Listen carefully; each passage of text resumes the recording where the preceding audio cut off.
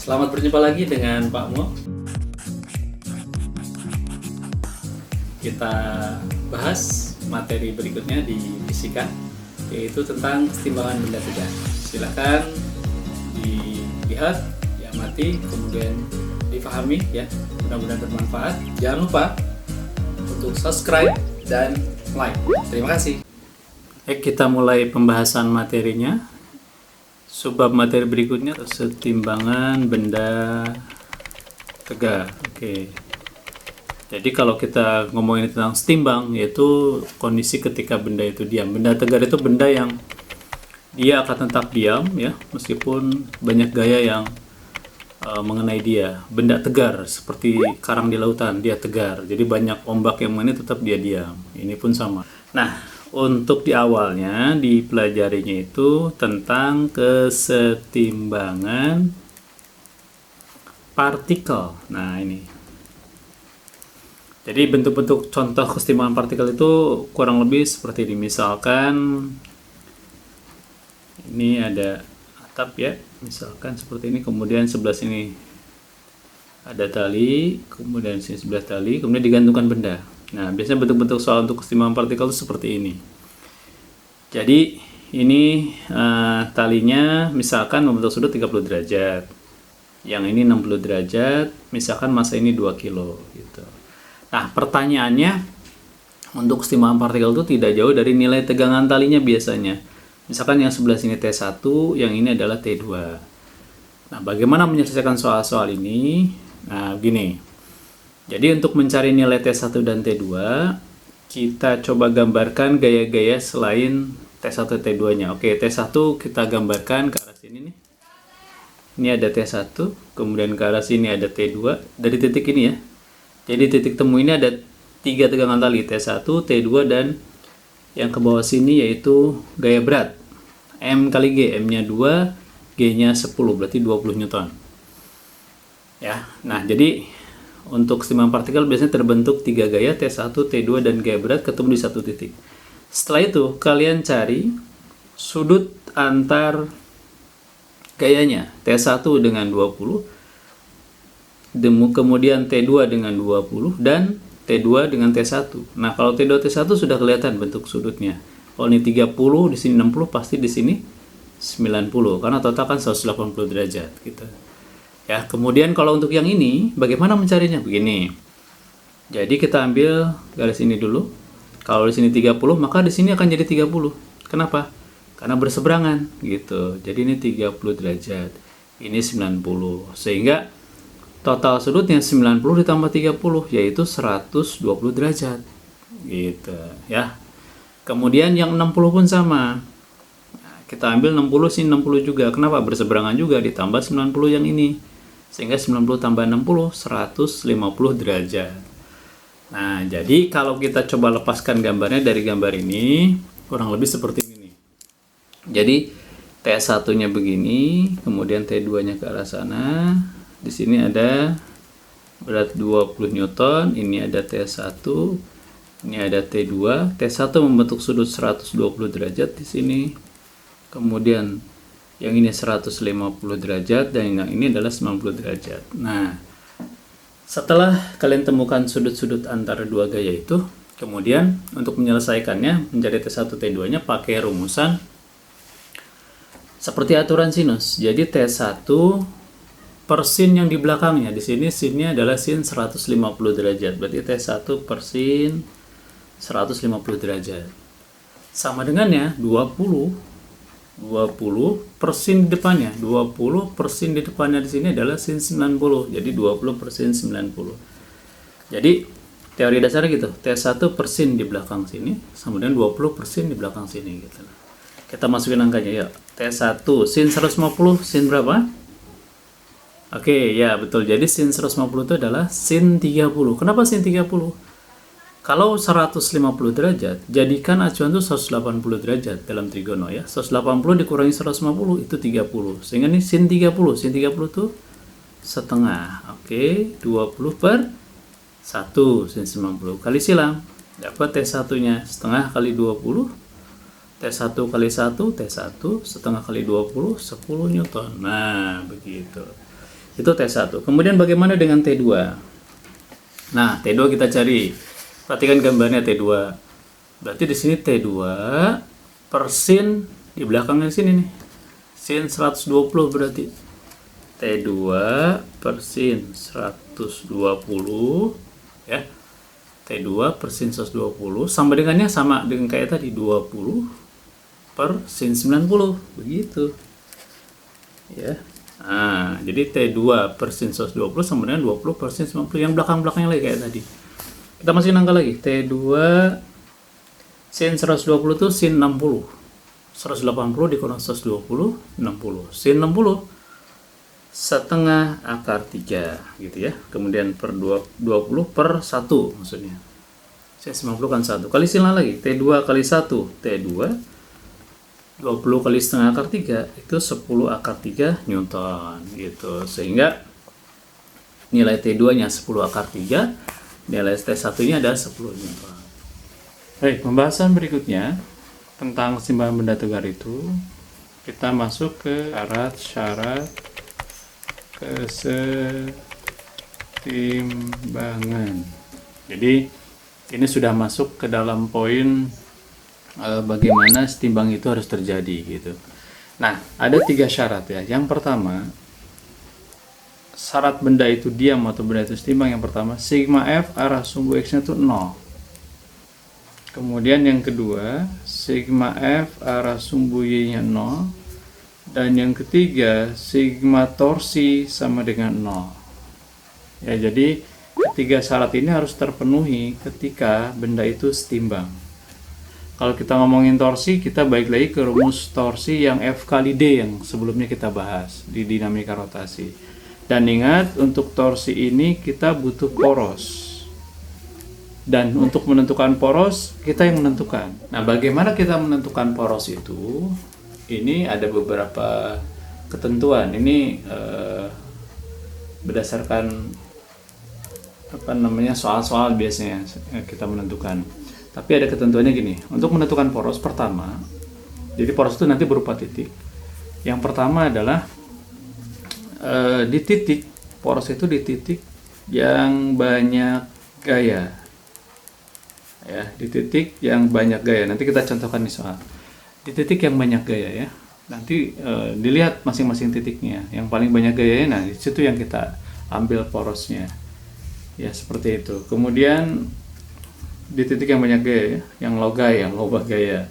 Kemudian yang kedua, di titik, ini bahasa saya ini, di titik ada gaya tapi tidak mempunyai nilai.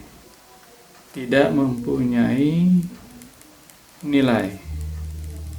Jadi maksudnya ada gayanya, F-nya ada, tapi nilainya nggak disebutkan berapa. Nah, itu salah satu kriteria poros. Kemudian yang ketiga, biasanya di titik yang tidak ditanyakan. Nah, jadi jangan di titik yang ditanyakan, tapi yang tidak ditanyakan, di titik yang ada gaya di situ tapi tidak ditanyakan. Oke, jadi nanti beberapa runutan ini nanti kita tentukan porosnya. Nah, untuk lebih jelasnya kita lihat bentuk soalnya ya. Begini, biasanya bentuk soalnya itu sudah bentuk variasi ya. Jadi kurang lebih seperti misalkan di sini ada batang, kemudian di sebelah sini ada tembok ibaratnya, lalu batang di sini ujungnya dikasih reklame, misalkan papan pengumuman, ya, punya beban anggaplah 10 kg. Gitu. Lalu untuk menahan batang dan beban ini dari tembok ini dipasang tali menuju ini, supaya dia diam gitu. Ya, ini orang-orang teknik sipil belajar dasarnya dari sini. Jadi kalau kita bentuk soal yang sederhananya dulu seperti ini. Nah, misalkan ini membentuk sudut 30 derajat lagi lah. 30 derajat. Lalu ini ada batangnya, batang AB. Batang AB ibaratnya misalkan 4 meter. Jadi AB itu 4 meter. Berat batang AB-nya langsung kita buat berat aja 200 Newton ya. Nah, jadi berat batang AB-nya 200 Newton, kemudian panjang batang AB 4 meter, dikasih beban di sini ada papan reklame 10 kilo, lalu ada tali ke sini. Nah, pertanyaan soal-soal ini biasanya sama seperti keseimbangan partikel tadi, tidak jauh dari tegangan tali. Nah, berapakah tegangan tali di sini gitu. Ya. Itu pertanyaan pertama. Biasanya yang pertama itu pertanyaannya berapakah tegangan tali, ya. Tegangan talinya berapa? Kemudian yang kedua, berapakah gaya di engsel? Nah, gitu. Berapakah gaya di engselnya? Nah, bagaimana menjelaskan konsep dasarnya gini, kita balik ke gambar tadi. Bagaimana kita menentukan tegangan talinya? Gini, kita gambarkan gaya-gayanya yang ada pada sistem ini. Yang pertama, tentunya ada gaya berat. Ke sini ada gaya berat sebesar 100 Newton, ya. Kemudian berat batang 200. Kalau berat batang itu pasti di tengah-tengah. Gitu. Jadi berat batang itu letaknya di tengah. Selalu ya, untuk batang homogen selalu di tengah. Lalu di sini ada tegangan tali yang arahnya dari sini ke atas. Nah, seperti ini arah tegangan tali. Kemudian ada gaya engsel. Gaya engsel itu di sini ada dua sebenarnya. Ada gaya Fx, ada gaya Fy yang ke atas. Nah, begitu. Jadi gambaran gayanya untuk sistem yang soal seperti ini, gambarnya seperti ini. Jadi untuk soal-soal benda tegar, kalian harus lakukan adalah pertama kali gambarkan semua gayanya. Ya, seperti ini tadi. Tegangan tali ke arah sana, ada gaya berat tengah-tengah, berat beban, ada gaya engsel di sini. Nah, setelah kalian gambarkan, bagaimana mencari tegangan talinya? Nah, langsung kita balik ke syarat kesetimbangan. Ada 3. Sigma Fx, sigma Fy sama dengan, dan sigma torsi sama dengan 0. Khusus soal-soal yang saya gambarkan tadi, itu biasanya langsung pakai sigma torsi sama dengan 0. Kenapa? Ini. Kalau kita lihat sistem ini, ya, sistem gambar ini, gayanya itu seolah-olah hanya ke atas ke bawah saja kalau untuk kejadiannya, ya. Kanan kirinya kan tidak ada nilai. Kanan ini Fx nggak ada nilai. Fy 200, 100 hanya ke atas ke bawah. Makanya kalau T ini pun kita uraikan dulu, ya. T kita uraikan dulu supaya gampang nanti penjabarannya. Jadi T-nya kita uraikan ke atas ke bawah. Ke atas adalah T sin 30. Ya, atas bawah biasanya selalu sin. Kemudian mengapit sudut ke sini adalah T cos 30 gitu. Jadi kalau kita lihat sistem secara keseluruhan, atas bawah itu yang terjadi T sin Fy 200 sama 100. Makanya langsung kita pakai sigma torsi. Ya, sigma torsi sama dengan 0. Sigma torsi sama dengan 0. Nah, torsi kan butuh poros, saya bilang tadi. Porosnya di mana? Ini pilihannya, di titik yang banyak gaya. Di sini ada 2 gaya, 1T sama 100. Titik ini 1 gaya, titik ini 2 gaya. Oke, 2 gaya ada 2, titik B dan titik A. Ya, jadi titik B hanya T dan 100, jangan T sin T cosnya dihitung. Kan T sin T cos itu penguraian, jadi cuma T dan 100 ini di sini. Di titik A ada 2 gaya. Titik yang banyak gayanya ada 2 gaya masing-masing, kita tidak bisa langsung menentukan. Yang berikutnya, di titik ada gaya tapi tidak mempunyai nilai. Oke, sekarang di titik B ada gaya, ada 100, nilainya ada gitu. Ya, jadi jangan di titik B. Nah, berarti titik A ada gaya Fx sama Fy tapi nilainya tidak dimunculkan berapa gitu. Nah, makanya kita pakai sigma torsinya atau porosnya di A gitu. Nah, begitu yang saya maksud dengan urutan-urutan menentukan poros, ya. Tapi di awal tetap di titik yang banyak gaya dulu, yang berikutnya di titik ada gaya tapi tidak punya nilai. Nah, kita ambil di titik A di sini. Ketika porosnya di titik A, berarti gaya-gaya di titik A untuk torsi nanti tidak kita pakai. Kenapa? Fx, Fy nggak kita pakai. Kenapa? Karena dia ada di poros. Ya. Sedangkan T cos pun sama. T cos juga menuju poros. T cos juga nggak kita pakai. Yang pakai mana berarti? 200, 100, T sin 30. Gitu. Sesuai aturan yang di torsi itu kan sebelumnya di dinamika rotasi kita puterin ke sini nih. Ya, langsung kita hitung. 200 putar ke porosnya di sini, putar 200 ke bawah, mutar ke poros. Dia searah jarum jam berarti positif. Berarti di sini positif 200. Jaraknya AB 4 meter, AB 4 meter, ini tengah-tengah berarti ini 2 meter, 2 meter. Berarti 200 dikali 2. Ya, begitu ya. Jadi saya ulang ya. Jadi 200 ke bawah, mutar ke sini searah jarum jam positif. Jaraknya ke poros 2. 100 sekarang, 100 muter ke poros juga sama searah jarum jam juga, tambah 100 dikali jaraknya 4. Kemudian 100 sudah, tesin muter ke sini, berlawanan jarumnya. Berlawanan itu berarti min tesin 30 ya, tesin 30 dikali jaraknya. Nah, jaraknya itu dari sini, dari poros ke sini, itu sama dengan 4 gitu ya. Jadi tesin minus dikali 4 sama dengan 0. Oke. Sehingga kalau kita kalikan ini berarti 400 tambah 400 min T sin 30 itu setengah dikali 4 sama dengan 0.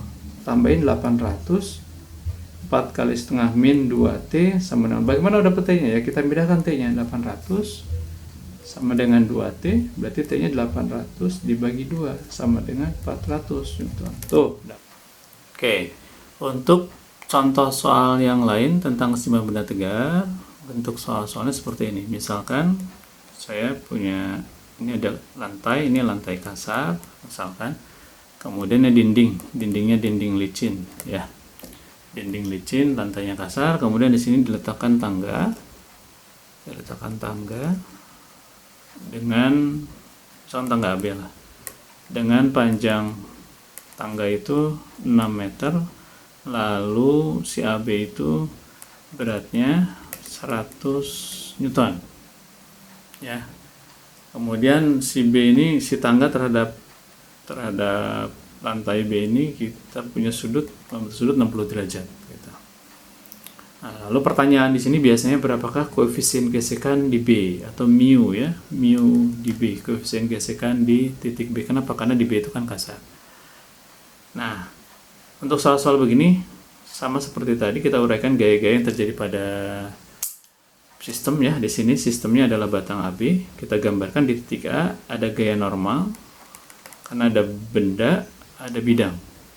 Kemudian di titik B ada gaya normal juga, arahnya ke sini, ada benda, ada bidang ya. Lalu di titik B juga karena dia kasar berarti ada gesekan. Nah, kita harus bayangkan dulu gerakan si batang ini ketika bergeser kemana. Nah, kalau ini gerak di A berarti dia turun si batang nih atau si tangga nih. Kemudian kalau di B berarti dia geraknya ke kanan, sehingga gaya gesek di B itu arahnya ke arah kiri. Kenapa? Karena berlawanan dengan arah gerak bendanya gitu. Kalau benda itu bergerak, tapi kan ini kondisi bendanya adalah benda diam gitu ya, benda yang tegar. Nah, kemudian di batang AB ada berat 100 Newton, tengah-tengah letaknya ini 100 Newton gitu. Nah, ini gambaran gayanya. Jadi ada NA, kemudian ada NB ya, 30 bidang, ada gaya gesek B ke arah kiri, dan ada berat batang AB 100 Newton ke bawah. Lalu bagaimana menyelesaikan untuk dapat mu B ini? Kita pakai syarat-syarat kesetimbangan yang tadi. Syarat kesetimbangan itu ada 3 ya kan? Kenapa kita pakai 3-3-nya? Karena gayanya sudah ke atas, ke bawah, ke kanan, ke kiri, ada semua lengkap gitu. Nah, kalau lengkap seperti ini kita pakai 3 syarat. Yang pertama, sigma fx sama dengan 0. Sigma fx sama 0 berarti tinjauan kita terhadap gaya-gaya yang ke kanan ke kiri saja. Jadi NA ke kanan dikurangi yang ke kiri, di sini FB ya, FB sama dengan 0 gitu. Jadi kanan kurang kiri untuk sigma fx itu. Kanannya NA positif, FB-nya negatif. Berarti NA min FB sama dengan 0. Kita uraikan. NA sama dengan FB. NA, FB-nya itu mu B kali NB gitu. Kayak gesekan mu kali N. Karena di B berarti mu B kali NB. Nah, kita dapat hubungan ini di sigma fx sama dengan 0. Kemudian, syarat yang kedua, sigma fy sama dengan 0. Ya, sigma fx sama dengan 0 sudah, sigma fy sama dengan 0 sekarang. Berarti kita lihat sigma fy sama dengan 0 itu yang ke atas sama yang ke bawah ya, ke atas dan ke bawah. Kita lihat. Yang ke atas di sini ada NB, kemudian 100 ke bawah, berarti NB positif. Dikurangi 100 yang ke bawah, min 100 gitu, sama dengan 0. Sehingga dapat dari sini NB-nya sama dengan 100. Tuh. Kita dapat NB 100, kita masukkan ke sini dulu. Ya, ke persamaan NA ini. NA-nya berarti sama dengan mu B kali 100. Nah, jadi kita dapat hubungan NB-nya dapat 100 dan NA mu B kali 100. Nah, 2 syarat sudah kita pakai, sigma fx 0 dan sigma fy sama dengan 0. Syarat yang ketiga, dia syarat setimbang, sigma torsinya 0. Nah, kalau torsi kita butuh poros. Tadi saya sampaikan poros itu di titik yang banyak gaya. Kita lihat gambarnya lagi ya. Di B ada dua gaya, NB sama FB. Di titik sini ada satu gaya 100, titik A ada satu gaya. Nah, udah kelihatan yang dua gaya cuma titik B. Jadi, kita ambil porosnya di B karena banyak gaya. Jadi, torsinya torsi di B, poros di B. Torsi itu F kali D yang pernah kita bahas di sebelumnya ya. Jadi, kalau torsinya di B di sini, berarti NB dan FB nggak kita pakai. Ya, NB sama FB kena kita pakai. Kenapa? Karena ada di poros. Yang kita pakai 100 sama NA. Nah, yang NA ini kita lihat.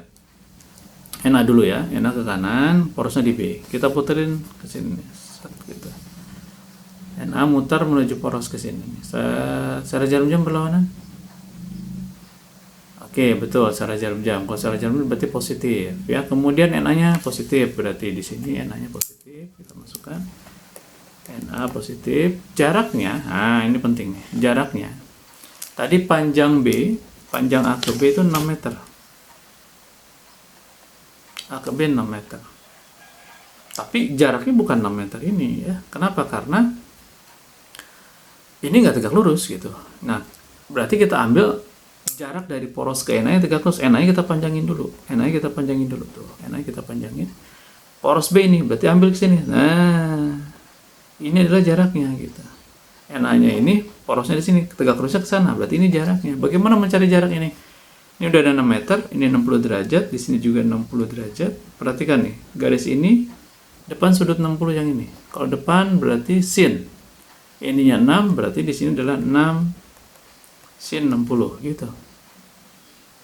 Ya, saya ulang ya. Jadi NA-nya begini, jaraknya tegak lurusnya ini. Ini depan sin sudut 60. Kenapa ini 60? Ini kan berseberangan. Depan sudut 60 itu sin 60. Ada ini 6 meter berarti 6 sin 60. Ya, jadi NA itu jaraknya 6 sin 60. Kita masukkan ke sini. NA dikali 6 sin 60 gitu. Ya, lanjut gaya yang kedua, yang 100. Oke, 100 ke bawah menuju B ke sini. Secara jarum jam berlawanan? Ya betul, berlawanan, berarti min 100. Kita masukkan min 100 ya, karena berlawanan. Jaraknya, oke, perhatikan jaraknya. Ini tengah-tengah, berarti ke sini 3 meter. Ini 3 meter, 100 Newton nya ke bawah sini, porosnya di sini. Jaraknya bukan 3 meter, salah kalau berpikir 3 meter. 100 Newton kita panjangin lagi ke bawah ke sini. Berarti jaraknya yang mana? Jaraknya itu yang tegak lurus terhadap poros, berarti yang ke sini nih. Nah, ini jaraknya. Gitu ya. Jadi 100 Newton ini porosnya di sini. Nah, ini berarti yang tegak lurusnya. Berapa ini? Ini kan tadi 3, ini 60 derajat. Berarti ini adalah 3 cos 60. Kenapa 3 cos 60? Ininya 3, ini 60 derajat. Ini samping sudut yang mengapit sudut, berarti cos.